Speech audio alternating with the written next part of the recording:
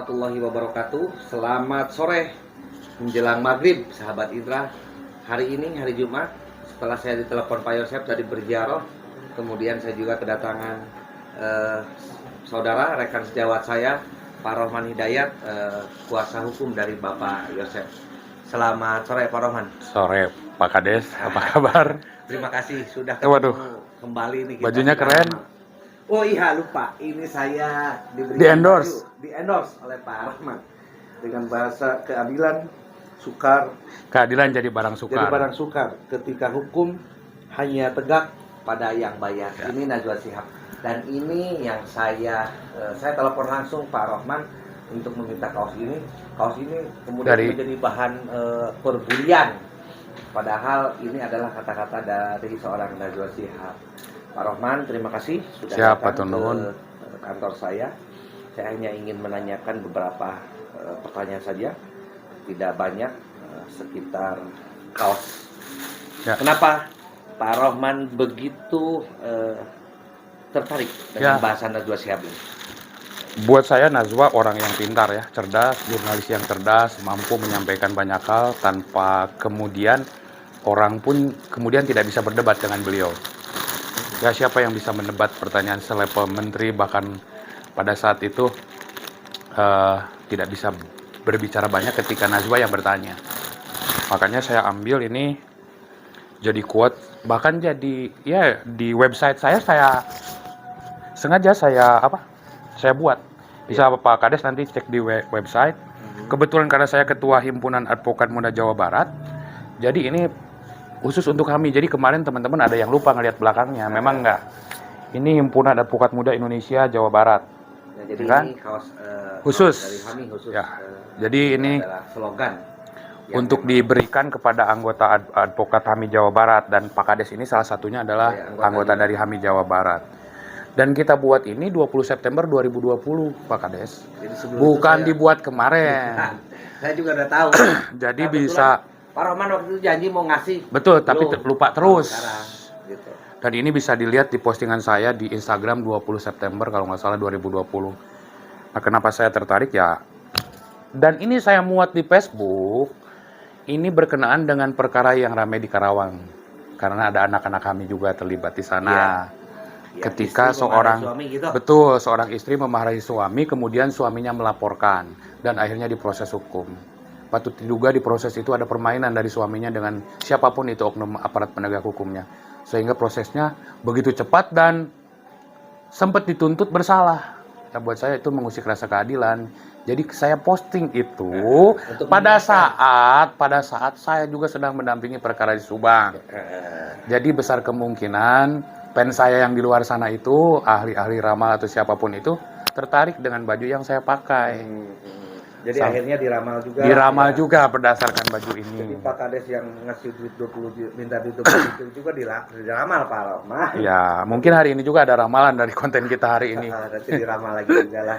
Jadi gitu Pak Kades, ini masalah konten baju ini saya coba luruskan supaya tidak saya merasa terbebani karena membuat orang lain bodoh. Jadi supaya dijelaskan hari ini supaya orang lain di luar sana jadi pintar memahami sesuatu, tidak sepotong-sepotong. Kemudian kan kalau mau melihat satu perbuatan itu dilihat dulu perbuatan-perbuatan sebelumnya gitu kan. Jadi saya kan tidak hanya perkara Subang saja yang saya tangani. Saya sebagai bagian dari sistem peradilan Indonesia, sebagai advokat saya juga punya kewajiban bagaimana memastikan proses hukum untuk semua orang itu berjalan dengan baik. Dan buat saya melihat yang di Karawang itu bahaya.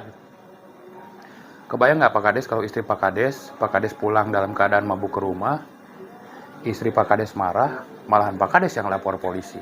Logika saya kalau Pak Kades lapor, kondisi sekarang pasti akan dimarahi oleh polisi. Benar. Ya kan? Ngapain ngelaporin istri sendiri yang jelas-jelas menegur dengan baik gitu. Tetapi ketika laporan Pak Kades diterima oleh pihak kepolisian, kemudian dilanjutkan istri Pak Kades sampai diproses hukum, sampai dituntut dan kemudian bersalah, saya merasa ada sesuatu yang salah di penegakan hukum. Saya itu juga pernah menganalisa tuh masalah itu. Jadi saya kayak dagelan hukum gitulah itu. Saya pernah di channel YouTube saya membahas masalah istri yang dilaporkan gara-gara memarahi suami pulang mabuk.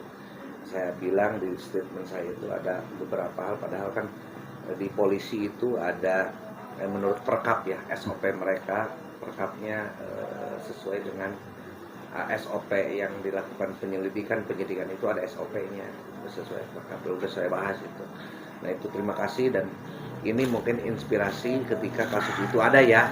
Ya, ini Kebetulan Pak Rohman ini lagi gencar-gencarnya juga menjadi perhatian para warganet dan netizen seluruh Indonesia terkait dengan kasus Subang ini. ya betul. Saya berharap pada Pak Rohman meminta kesabaran dan kalau dalam bahasa agamanya ketawakalan. Karena apapun yang sekarang Pak Rohman jalankan ini adalah berarti sudah ada keyakinan dari Pak Rohman bahwa klien Pak Rohman ini tidak bersalah. Bukan itu saja sebenarnya, ada hal yang menjadi dilematis dari diri pengacara ketika kuasa hukum itu dibohongi oleh kliennya. Ya. Itu saja ya yang Pak Rohman, dan Pak Rohman ini sudah yakin betul berarti bahwa klien Pak Rohman tidak terlibat dalam. Jadi kalau buat saya musuh pengacara itu adalah bukan lawannya di seberang sana atau siapapun, tapi musuh yang paling berbahaya itu adalah kliennya yang tidak jujur, kliennya yang berbohong, kliennya yang bercerita sepotong-sepotong. Bahaya ini. Jadi buat saya sebelum menerima satu perkara, saya hanya ingin memastikan dulu bahwa klien kita itu benar dengan ceritanya. Apapun, apakah benar atau salah konteksnya, nanti kita bisa perjuangkan dengan baik. Tetapi ketika ada sesuatu yang disembunyikan, ya ini bahaya juga buat kita gitu. Buat saya itu yang paling penting adalah klien yang jujur, gitu kan? Itu ya. Even itu dia bersalah, tetapi sejujur-jujurnya dia memberikan keterangan, tentunya mudah untuk melakukan pembelaan. Jadi bahan buat kita ini, kita harus arah mana, kan gitu? Ya betul. Arahnya harus ke sini, berarti kalau ini begini harus ke sini. Nah ini yang terakhir ini saya. Sekarang sudah 5 bulan Pak Rohman. Ya. Kasus ini masih belum ada penetapan dari pihak penyidik. Saya juga sebagai kepala desa merasa khawatir Ya. ketika pembunuh ini mungkin kita kan tidak tahu ya, masih berkeliaran di Jalan Cagak atau ada di mana atau sudah pergi atau gimana. Intinya saya berharap juga kepada para pihak yang sudah memberikan kesaksian, saya berharap berkata atau memberikan keterangan yang sejujur-jujurnya kepada penyidik agar semuanya secepatnya terungkap. Nah, salah satu yang akan menjadi pertanyaan saya kepada Pak Rohman, seandainya ini terjadi, kemudian ada penetapan tersangka, dan kemudian memang pada penetapan itu ternyata bukan klien Bapak. Ya. Apa yang akan Bapak lakukan? Apakah akan nanti balik menyerang siapa yang menghujat atau seperti apalah? Saya pikir target pertama saya, kalau memang pelakunya bukan klien saya, ya tentunya saya akan ya bersyukurlah ya bahwa apa yang saya perjuangkan selama ini adalah dalam track yang benar. Tapi kalaupun misalnya adalah klien saya yang sebagai pelakunya, ya masalah pembelaan itu adalah bukan masalah menang dan kalah, tapi masalah benar dan tidak benar.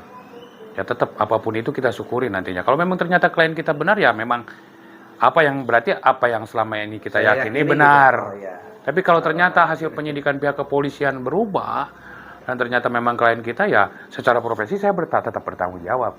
Akan saya perjuangkan tetap itu. Nah, saya menariknya begini mungkin Pak Kades.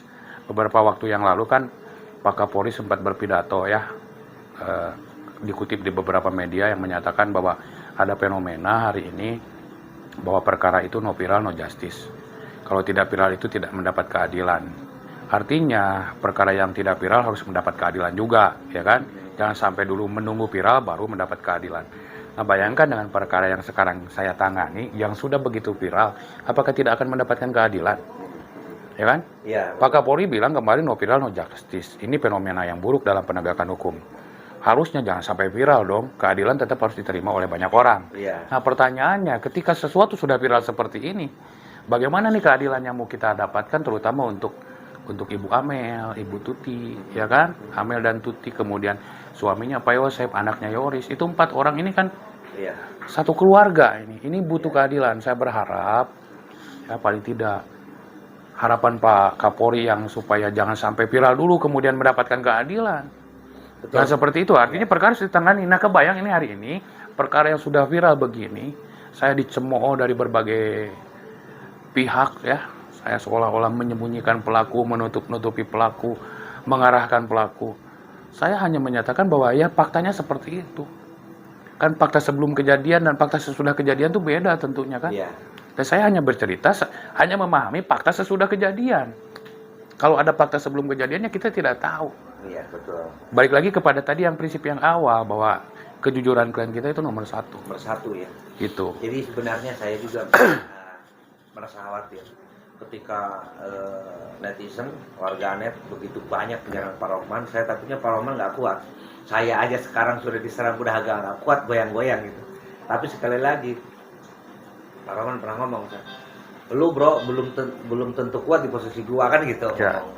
Jadi tapi intinya alhamdulillah Pak Rohman begitu dengan keyakinannya, dan saya hargai keyakinan Pak Rohman, dan saya juga masih ada satu Pak Rohman. Mudah-mudahan Allah secepatnya memberi kemudahan bagi saya untuk kemudian mempertemukan Yoris dengan Pak Yosef.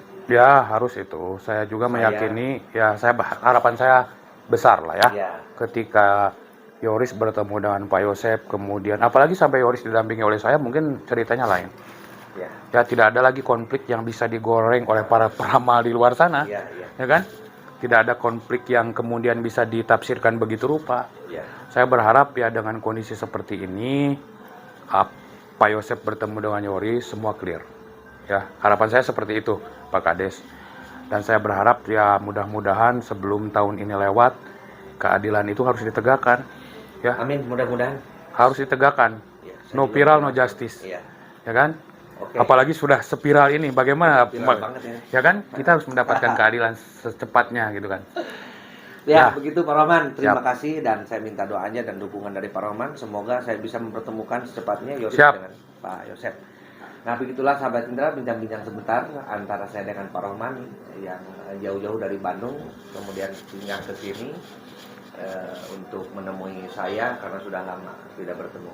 Dari saya, Indra Dainal Channel. Wassalamualaikum warahmatullahi wabarakatuh. Waalaikumsalam warahmatullahi wabarakatuh. Tuh.